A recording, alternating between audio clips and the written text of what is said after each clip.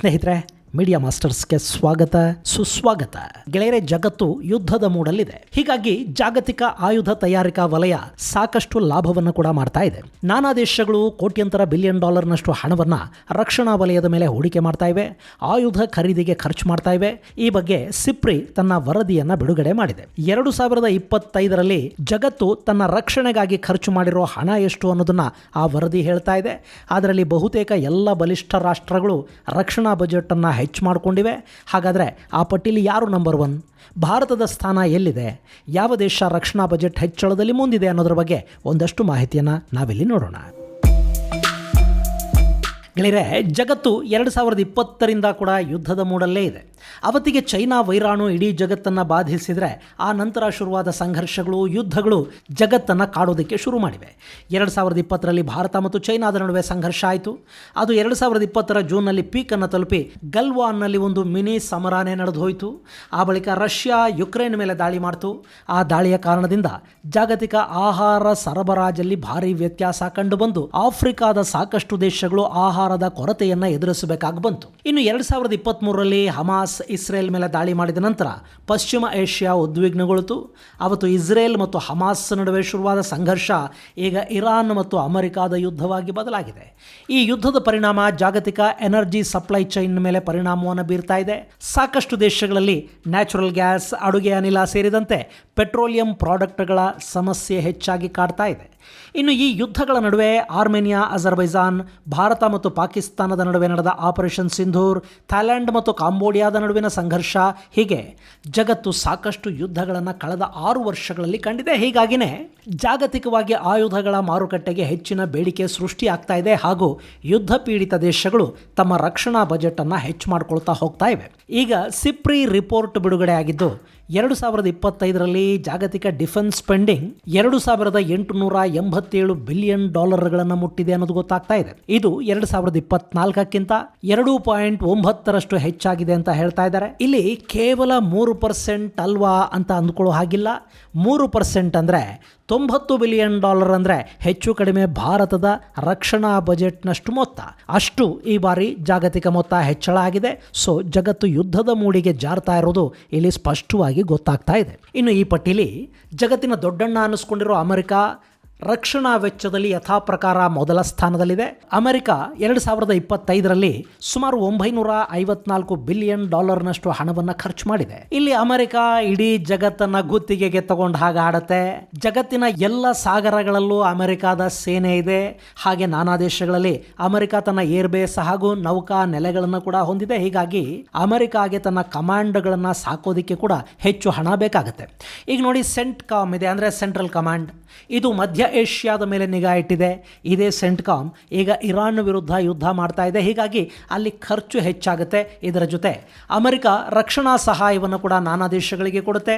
Israel, Ukraine ಅಂಥ ದೇಶಗಳಿಗೆ ಅಮೆರಿಕಾದಿಂದ ಸಿಗುವ ರಕ್ಷಣಾ ಸಹಾಯ ಇದೆಯಲ್ಲ, ಅದು ಕೂಡ ಈ ಬಜೆಟ್ನಲ್ಲೇ ಸೇರಿಕೊಳ್ಳುತ್ತೆ. ಹೀಗಾಗಿ ಅಮೆರಿಕ ಇಲ್ಲಿ $954 ಬಿಲಿಯನ್ ಹಣವನ್ನು ಖರ್ಚು ಮಾಡಬೇಕು. ಇಲ್ಲಿ ಅಮೆರಿಕ 2024ರಲ್ಲಿ ಎಷ್ಟು ಹಣ ಖರ್ಚು ಮಾಡಿತ್ತು ಅಷ್ಟೇ ಹಣವನ್ನು 2025ರಲ್ಲೂ ಖರ್ಚು ಮಾಡಿದೆ.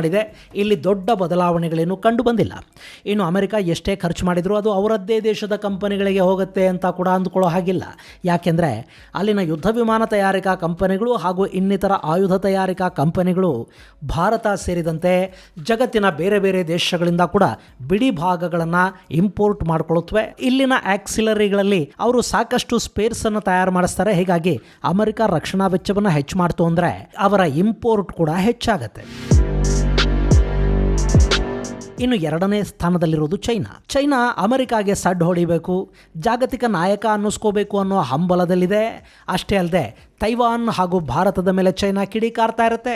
ದಕ್ಷಿಣ ಚೈನಾ ಸಮುದ್ರದಲ್ಲಿ ಅವರು ಅಕ್ಕಪಕ್ಕದ ಎಲ್ಲ ದೇಶಗಳ ಜೊತೆಗೂ ಸಂಘರ್ಷವನ್ನು ಮಾಡ್ತಲೇ ಇದ್ದಾರೆ. ಹೀಗಾಗಿ ಅವರು ಆಯುಧಗಳ ಪ್ರಮಾಣವನ್ನು ಹೆಚ್ಚು ಮಾಡ್ಕೋಬೇಕು. ಚೈನಾ ಕಳೆದ ವರ್ಷಕ್ಕಿಂತ ಸುಮಾರು 7.4% ರಕ್ಷಣಾ ಬಜೆಟನ್ನು ಹೆಚ್ಚು ಮಾಡಿಕೊಂಡಿದೆ. ಈಗ ಅವರ ರಕ್ಷಣಾ ವೆಚ್ಚ $336 ಬಿಲಿಯನ್. ಇನ್ನು ಚೈನಾ ತನ್ನ ಆಯುಧಗಳನ್ನು ತಾನೇ ತಯಾರು ಮಾಡಿಕೊಳ್ಳುತ್ತೆ. ಆದರೆ ಕೆಲ ಇಂಜಿನ್ಗಳನ್ನು ರಷ್ಯಾದಿಂದ ಆಮದು ಕೂಡ ಮಾಡಿಕೊಳ್ಳುತ್ತೆ. ಇನ್ನು ಮೂರನೇ ಸ್ಥಾನದಲ್ಲಿರೋದು ರಷ್ಯಾ. 2022ರಿಂದ ತನ್ನ ರಕ್ಷಣಾ ಬಜೆಟನ್ನು ಹೆಚ್ಚು ಮಾಡಿಕೊಳ್ತಲೇ ಹೋಗ್ತಾ ಇದೆ. ಯುಕ್ರೇನ್ ವಿರುದ್ಧದ ಯುದ್ಧ ರಷ್ಯಾನ ಕಂಗೆಡಿಸ್ತು. ಅವರು ಯುದ್ಧವನ್ನು ಗೆಲ್ಲೇಬೇಕು. ಸೊ ಹೆಚ್ಚು ಹಣವನ್ನು ಯುದ್ಧದ ಮೇಲೆ ಖರ್ಚು ಮಾಡಬೇಕಾದ ಅನಿವಾರ್ಯತೆಗೆ ಅವರು ಬಿದ್ದಿದ್ದಾರೆ. ಹೀಗಾಗಿ 2024ರಲ್ಲಿ $149 ಬಿಲಿಯನ್ ಹಣವನ್ನು ಖರ್ಚು ಮಾಡಿದ್ದ ರಷ್ಯಾ ಈಗ ಅದನ್ನು $190 ಬಿಲಿಯನ್ ಹೆಚ್ಚು ಮಾಡಿಕೊಂಡಿದೆ. ರಷ್ಯಾ ಕೂಡ ಜಾಗತಿಕ ಆಯುಧಗಳ ರಫ್ತುದಾರ ದೇಶ. ಅವರು ಆಯುಧಗಳನ್ನು ಆಮದು ಮಾಡಿಕೊಳ್ಳೋದಿಲ್ಲ. ಆದರೆ ಈ ಬಾರಿ ಉತ್ತರ ಕೊರಿಯಾದಿಂದ, ಇರಾನ್ನಿಂದ ಕೂಡ ರಷ್ಯಾ ಒಂದಷ್ಟು ಮಿಸೈಲ್ ಮತ್ತು ಡ್ರೋನ್ಗಳನ್ನು ಖರೀದಿ ಮಾಡಬೇಕಾಗಿ ಬಂದಿದೆ. ಹಾಗೆ ಈ ಹಿಂದೆ ಅವರ ಆಯುಧ ಕ್ಷೇತ್ರಕ್ಕೆ ಬೇಕಾಗುವ ಒಂದಷ್ಟು ಬಿಡಿ ಭಾಗಗಳು, ಎಲೆಕ್ಟ್ರಾನಿಕ್ಸ್ ಇವೆಲ್ಲ ಪಶ್ಚಿಮದ ದೇಶಗಳಿಂದ ಬರ್ತಾ ಇದ್ವು. ಆದರೆ ಅವರೀಗ ರಷ್ಯಾದ ಮೇಲೆ ನಿರ್ಬಂಧ ಹೇರಿರೋದ್ರಿಂದ ಬಿಡಿ ಭಾಗಗಳಿಗೆ ರಷ್ಯಾ ಚೈನಾದ ಮೇಲೆ ಅವಲಂಬಿತ ಆಗಬೇಕಾಗಿ ಬರ್ತಾ ಇದೆ. ಇಲ್ಲಿ ರಷ್ಯಾ ಡಿಫೆನ್ಸ್ ಸ್ಪೆಂಡಿಂಗ್ ಅಲ್ಲಿ 3ನೇ ಸ್ಥಾನವನ್ನು ಪಡ್ಕೊಂಡಿದೆ. ಹಾಗಾದ್ರೆ 4ನೇ ಸ್ಥಾನದಲ್ಲಿ ಯಾರಿದ್ದಾರೆ? ಇನ್ಯಾರಿರ್ತಾರೆ? ಅದು ಭಾರತಾನೇ ಅಂತ ನೀವು ಅಂದ್ಕೋತಾ ಇರಬೇಕು. ಆದರೆ ಹಾಗಿಲ್ಲ. ಅಲ್ಲಿ 4ನೇ ಸ್ಥಾನ ಜರ್ಮನಿಯ ಪಾಲಾಗಿದೆ. ಗೆಳೆಯರೆ, ಜರ್ಮನಿ ಇತ್ತೀಚಿನ ದಿನಗಳಲ್ಲಿ ತನ್ನ ರಕ್ಷಣಾ ಬಜೆಟನ್ನು ಹೆಚ್ಚು ಮಾಡ್ಕೋತಾ ಹೋಗ್ತಾ ಇದೆ. ಅವರು ಮೊನ್ನೆಯವರೆಗೆ ಆಯುಧ ರಫ್ತಿನ ಮೇಲೆ ನಿರ್ಬಂಧವನ್ನು ಹೇರಿದ್ರು. ರಷ್ಯಾ ಯುಕ್ರೇನ್ ಯುದ್ಧ ಶುರುವಾದ ನಂತರ ಯುಕ್ರೇನ್ಗೆ ಯುರೋಪಿಯನ್ ದೇಶಗಳು ಸಾಕಷ್ಟು ಆಯುಧ ನೆರವನ್ನು ಕೊಡೋದಕ್ಕೆ ಶುರು ಮಾಡಿದ ನಂತರ ಜರ್ಮನಿ ತಾನು ಕೂಡ ಆಯುಧ ತಯಾರಿಕೆಯ ಪ್ರಮಾಣವನ್ನು ಹೆಚ್ಚು ಮಾಡಿಕೊಳ್ಳೋದಕ್ಕೆ ಶುರು ಮಾಡಿದೆ. 2ನೇ ಮಹಾಯುದ್ಧದ ನಂತರ ಈಗ ಮತ್ತೆ ಆಯುಧಗಳ ಬಗ್ಗೆ ಹೆಚ್ಚು ತಲೆ ಕೆಡಿಸ್ಕೊಳ್ತಾ ಇರೋ ಜರ್ಮನಿ ತನ್ನ ಟೆಕ್ನಾಲಜಿಯನ್ನು ಬಳಸಿ ಜಾಗತಿಕ ಆಯುಧ ರಫ್ತುದಾರನಾಗುವ ಕಡೆಗೆ ಕೂಡ ದೊಡ್ಡ ಹೆಜ್ಜೆಗಳನ್ನು ಇಡ್ತಾ ಇದೆ. ಹೀಗಾಗಿ ಅವರು $114 ಬಿಲಿಯನ್ ಹಣವನ್ನು ರಕ್ಷಣಾ ವೆಚ್ಚಕ್ಕಾಗಿ ಮೀಸಲಿಟ್ಟಿದ್ದಾರೆ. ಜರ್ಮನಿ ತನ್ನ ಹಿಂದಿನ ಬಜೆಟ್ಗಿಂತ 24% ಡಿಫೆನ್ಸ್ ಸ್ಪೆಂಡಿಂಗ್ ಅನ್ನು ಹೆಚ್ಚು ಮಾಡಿದೆ. ಅಂದರೆ ಕಳೆದ ಬಾರಿ ಅವರು $90 ಬಿಲಿಯನ್ ಹಣವನ್ನು ರಕ್ಷಣೆಗಾಗಿ ಖರ್ಚು ಮಾಡಿದ್ರು. ಈಗ ಅದು $114 ಬಿಲಿಯನ್ ಅನ್ನು ಮುಟ್ಟಿದೆ. ಈ ರೇಸಲ್ಲಿ ಜರ್ಮನಿ ಭಾರತವನ್ನು ಹಿಂದಿಕ್ಕಿದೆ. ಸೊ 5ನೇ ಸ್ಥಾನ ಭಾರತಕ್ಕಿಲ್ಲಿ ಸಿಗ್ತಾ ಇದೆ. ಭಾರತ ಆಯುಧ ತಯಾರಿಕಾ ವಲಯದ ಮೇಲೆ ಹೆಚ್ಚು ಹಣವನ್ನು ಖರ್ಚು ಮಾಡ್ತಾ ಇಲ್ಲ ಅನ್ನೋ ಆರೋಪ ಸಾಕಷ್ಟು ದಿನಗಳಿಂದ ನಮ್ಮಲ್ಲಿದೆ. ನಾವು ರಕ್ಷಣಾ ಉತ್ಪನ್ನಗಳಿಗೆ ಸಂಬಂಧಪಟ್ಟ ಹಾಗೆ ಹೊಸ ಅನ್ವೇಷಣೆಗಳ ಕಡೆಗೆ ಹೆಚ್ಚು ಗಮನ ಕೊಡಬೇಕಿದೆ. ಹೆಚ್ಚು ಹಣ ಖರ್ಚು ಮಾಡೋದಕ್ಕೆ ಸಾಧ್ಯ ಆಗಿದ್ದಿದ್ರೆ ಇಷ್ಟೊತ್ತಿಗೆ ನಾವು ನಮ್ಮದೇ ಆದ ಯುದ್ಧ ವಿಮಾನದ ಎಂಜಿನ್ ಅನ್ನು ತಯಾರು ಮಾಡಿಕೊಳ್ಳೋದಕ್ಕೆ ಸಾಧ್ಯ ಆಗಿಬಿಡ್ತಾ ಇತ್ತೋ ಏನೋ. ಆದರೂ ಕಳೆದ 15 ವರ್ಷಗಳ ಅವಧಿಯಲ್ಲಿ ಭಾರತ ಆಯುಧ ತಯಾರಿಕಾ ಕ್ಷೇತ್ರದಲ್ಲಿ ಕೂಡ ದೊಡ್ಡ ಪ್ರಗತಿಯನ್ನು ಕಾಣ್ತಾ ಇದೆ. ನಮ್ಮ ಆಯುಧಗಳ ರಫ್ತು ಕೂಡ ಈ ಹಿಂದಿನ ಅವಧಿಗಳಿಗೆ ಹೋಲಿಸಿಕೊಂಡ್ರೆ ಪ್ರತಿ ವರ್ಷವೂ ಹೆಚ್ಚಾಗ್ತಾ ಹೋಗ್ತಾ ಇರೋದನ್ನು ನಾವು ಕಾಣ್ತಾ ಇದ್ದೀವಿ. ಇದರ ಜೊತೆಗೆ ಭಾರತ ತನ್ನ ಸುತ್ತ ಶತ್ರುಗಳನ್ನು ಹೊಂದಿದೆ. ಚೈನಾ, ಪಾಕಿಸ್ತಾನದಂತಹ ದೇಶಗಳು ಆಗಾಗ ಭಾರತದ ವಿರುದ್ಧ ಕಾಲ್ಕೆರಿತಲೇ ಇರುತ್ತವೆ. ಹೀಗಾಗಿ ನಮ್ಮ ಆಯುಧಗಳ ಬತ್ತಳಿಕೆಯನ್ನು ಕೂಡ ನಾವು ಆಧುನೀಕರಿಸಿಕೊಳ್ಳಬೇಕಾಗತ್ತೆ. ಹೊಸ ಆಯುಧಗಳ ಖರೀದಿಗೆ ಮುಂದಾಗಬೇಕಾಗತ್ತೆ. ಹೀಗಾಗಿ ಭಾರತ ತನ್ನ ರಕ್ಷಣಾ ಬಜೆಟನ್ನು ಹೆಚ್ಚು ಮಾಡಿಕೊಳ್ಳಬೇಕಾದ ಅನಿವಾರ್ಯತೆಗೆ ಬಿದ್ದಿದೆ. ಸದ್ಯಕ್ಕೆ ಭಾರತ $92 ಬಿಲಿಯನ್ ಹಣವನ್ನು ರಕ್ಷಣೆಗಾಗಿ ಬಳಸ್ತಾ ಇದೆ. ಇನ್ನು ಆಪರೇಷನ್ ಸಿಂಧೂರ್ ಆದ ನಂತರ ಭಾರತ ಮತ್ತಷ್ಟು ಹೆಚ್ಚು ಆಯುಧಗಳ ಖರೀದಿಗೆ ಮುಂದಾಗಿದೆ. ಅದರಲ್ಲಿ ಫೈಟರ್ ಜೆಟ್ಗಳಿವೆ, ಟ್ರಾನ್ಸ್ಪೋರ್ಟ್ ವಿಮಾನಗಳು, ಸಬ್ಮರೀನ್ಗಳು, ವಾರ್ಶಿಪ್ಗಳು, ಮಿಸೈಲುಗಳು, ಆರ್ಟಿಲರಿ ಗನ್ನುಗಳು, ಡ್ರೋನ್ಗಳು, ರಾಕೆಟ್ ಹಾಗೂ ಅದರ ಜೊತೆ ಸರ್ವೆಲೆನ್ಸ್ ಆಯುಧಗಳನ್ನು ಕೂಡ ಭಾರತ ಹೆಚ್ಚು ಮಾಡಿಕೊಳ್ಳೋದರ ಕಡೆಗೆ ಗಮನ ಕೊಡ್ತಾ ಇದೆ. ಈ ಕಾರಣದಿಂದ ಭಾರತದ ರಕ್ಷಣಾ ವೆಚ್ಚ ಕೂಡ ಹೆಚ್ಚಾಗಿದೆ. ಇನ್ನು ಇಲ್ಲೊಂದು ವಿಶೇಷವನ್ನು ನಾವು ಗಮನಿಸಬೇಕು. ಇಲ್ಲಿ ಭಾರತ ರಕ್ಷಣಾ ವಲಯದ ಮೇಲೆ ಖರ್ಚು ಮಾಡ್ತಾ ಇರೋ 5ನೇ ದೊಡ್ಡ ದೇಶ. ಆದರೆ ಆಯುಧಗಳ ಆಮದಿನ ವಿಷಯದಲ್ಲಿ ಭಾರತ 2ನೇ ಸ್ಥಾನದಲ್ಲಿ ನಿಲ್ತಾ ಇದೆ. ಭಾರತ ಒಟ್ಟು ಜಗತ್ತಿನ ರಕ್ಷಣಾ ಉತ್ಪನ್ನಗಳ ಆಮದೇನಿದೆ ಅದರಲ್ಲಿ 8.2% ಪಾಲನ್ನು ಹೊಂದಿದೆ. ಇನ್ನು ಮೊದಲ ಸ್ಥಾನದಲ್ಲಿರುವುದು ಯುಕ್ರೇನ್. ಅವರು ಜಾಗತಿಕ ರಕ್ಷಣಾ ಉತ್ಪನ್ನಗಳ ಆಮದಿನ ಪೈಕಿ 9.2% ತಾವೇ ಮಾಡ್ಕೋತಾರೆ. ಇನ್ನು 3ನೇ ಸ್ಥಾನದಲ್ಲಿ ಸೌದಿ ಅರೇಬಿಯಾ ಇದೆ. ಅದರ ಪಾಲು 6.8%.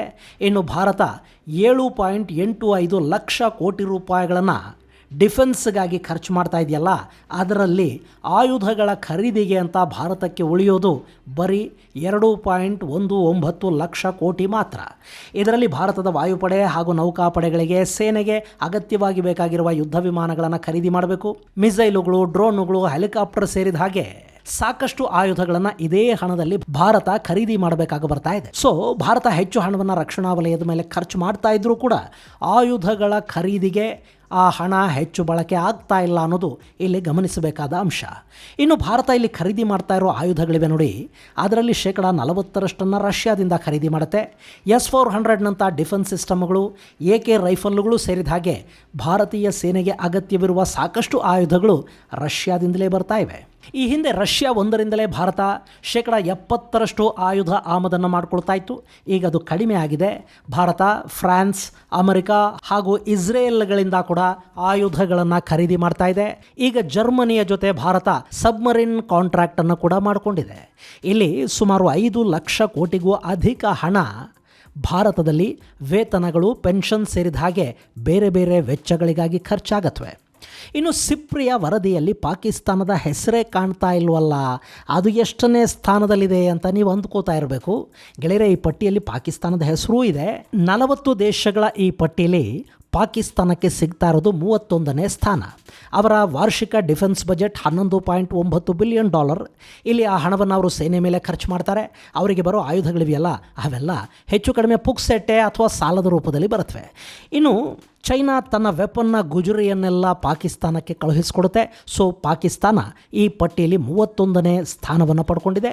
ಅವರು ಕೂಡ ಆಪರೇಷನ್ ಸಿಂಧೂರ್ ಆದಮೇಲೆ ಆಯುಧಗಳನ್ನು ಹೆಚ್ಚು ಮಾಡಿಕೊಳ್ಳೋ ಕಡೆಗೆ ಗಮನ ಹರಿಸ್ತಾ ಇದ್ದಾರೆ.